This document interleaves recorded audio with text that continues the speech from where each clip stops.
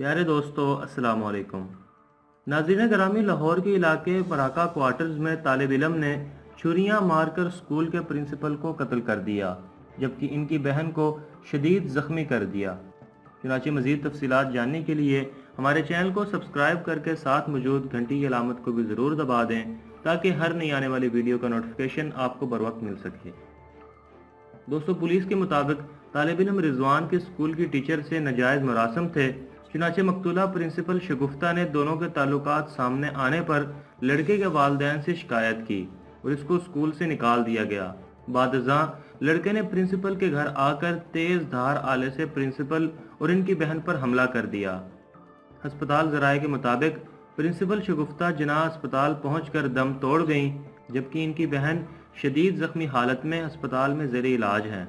मराका quarter police ने जाए वकुआ पर पहुंचकर तहकीकात शुरू कर दी हैं। चुनांचे सिंदर पुलिस ने मकतूला के खाविंद की मदियत में मुलजिम रिजवान के खिलाफ मुकदमा दर्ज कर लिया है। इसके साथ ही आज की वीडियो का अख्ताम होता है।